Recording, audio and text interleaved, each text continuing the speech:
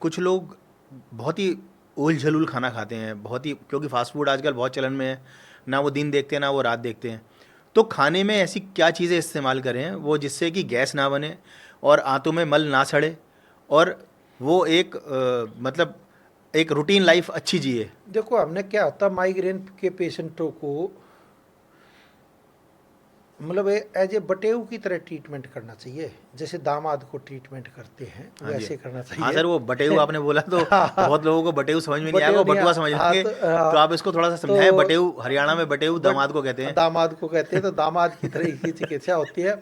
तो दामाद पहले क्या था, जैसे ही कोई दामाद जाता था तो पहले बूरा और घी डालते थे, हाँ जी, हाँ, स्वागत उसी से करते थे। उसी से करते थे। अब उल्टा काम हो गया, अब वो खाना खाने के बाद मीठा खाते हैं। हाँ जी, हाँ, हमारे हरियाणा में पहले क्या था, खाना खाने से पहले पहले मीठा खाया देते थे। जाता था। हाँ जी। और नियम भी यही है। अब ये डायबिटीज़ वाले पेशेंट है तो खाना खाने के बाद अगर मीठा खाएंगे तो डायबिटीज़ बढ़ जाएगी।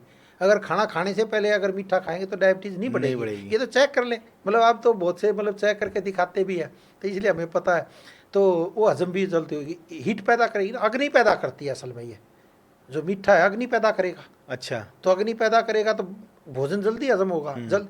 तो कई बार हम पेशेंटों को क्या करते हैं कि हमारे जो सेंटर में होते हैं हम उसे घी भी बुरा ही खिलाते थे।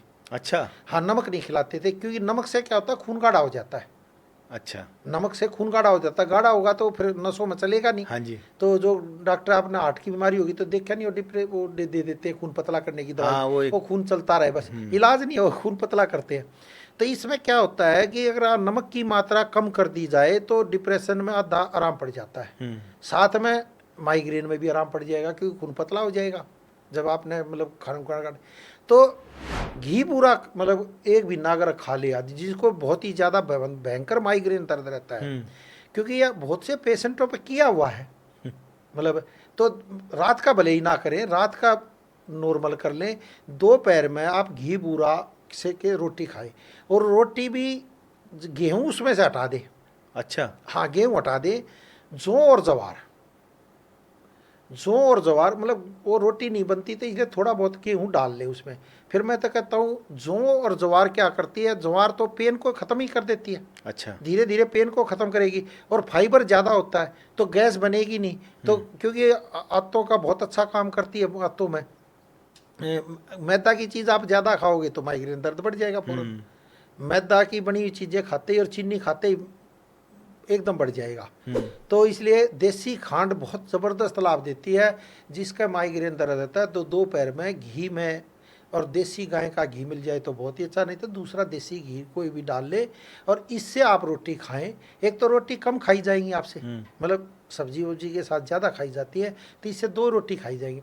और ज्वार की और जौ की रोटी, जो क्या करे, मूत्रालय होता है, पेशाब ले आएगा, पेशाब ले हम्म। आएगा तो आधे दर्द वैसे भी खत्म कर देगा, क्योंकि हम्म। किडनी फिल्टर होगी। शरीर तो हमारा एक है ना, भगवान ने बना। और ज्वार में क्या होता है, पेन को खत्म करने की ताकत होती है। अच्छा। ग्लाइसेमिक इंडेक्स उसका वैसे भी कम होता है। हम्म। तो ज्वार जल्दी भी हजम हो जाती है। जब जल्दी हजम हो जाएगी तो गैस नहीं बनाएगी, गैस नहीं बनाएगी तो ऊपर गैस नहीं जाएगी, सही बात है। नहीं जाएगी तो बहुत ही अच्छा है। तो मैं तो कहता हूँ जौ और ज्वार, इसकी आप रोटी खाएं 1 महीने तक, और फिर देखेंगे तो मैं साथ में प्राकृतिक चिकित्सा में पेट पर एक गर्म और ठंडी पट्टी बांध दे, मतलब कोई भी टावल नहीं छोड़े, हम्म। सूती, ऊपर से शॉल या मुखलर टाइप में, या पट्टी में दिखा भी देता हूँ। हम्म। तो इस तरह की होती है। तो ये पेट पर ठंडी पट्टी बांधने से जो पेट में जो गैस वैस बनती है वो ऊपर की तरफ नहीं जाएगी, वो नीचे की तरफ नीचे की जाएगी, तरफ आएगी। और गैस को खींच लेगा। और साथ में ये जो धारा स्नान बोलते हैं, इसे धारा स्नान, तो ये करें। ये कपाल क्रिया एक तरह से कराई जाती है। तो सिर पे पानी डाला जाता है, जो ये हमारे यहाँ होता है, बिल्कुल ये दबा तो रहता है जो पूरा, ये हाँ जी। मेन यहीं से कंट्रोल होता है सारे शरीर का। तो उस पर शरीर पे पानी डाल ले जाते हैं रोज़। अगर आप 45-40 दिन कर लोगे तो उसी से आराम पड़ जाएगा। और देसी गाय का घी, बिल्कुल अच्छा। देसी गाय का घी 2 बूंद नाक में डाल लो। मान लो हो सकता है आपको पता नहीं साइनस हो, हम्म। उसके कारण भी दर्द बनता हो, तो अपने आप ही ट्रीट हो गया ना अपने आप ही।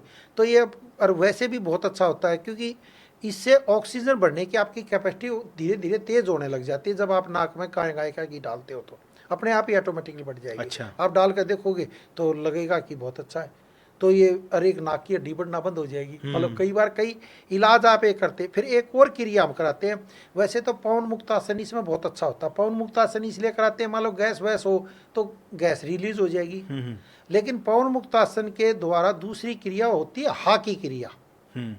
तो इसमें वज्रासन में बैठे, पैरों को चौड़ा करें, हिप्स आपकी ज़मीन पर टिक जाएंगी और सांस भरते हुए हाथ ऊपर जाएं। जब आप सांस भरते ऊपर जाएंगे तो क्या होगा, ऑक्सीजन अपने आप ही किरणल से दिमाग की तरफ जाएगी।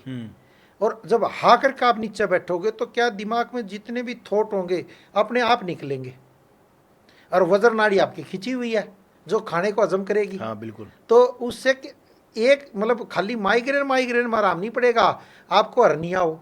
हर्निया भी कब बनता है, जो छोटी आंत बड़ी आंत में खाना पका रहता है वो आंत फूल जाती है तो हर्निया बन जाता है। अच्छा। तो वही फिर धीरे धीरे माइग्रेन का भी रूप, मतलब मल तो पड़ा सड़ रहा है ना, तो उसमें भी। और जिनका प्रोस्टेट की शिकायत रहती है उसमें भी काम करेगा। अच्छा। वो वही आसन जो हा वाली क्रिया हम दिखाएंगे, आप देख लेंगे।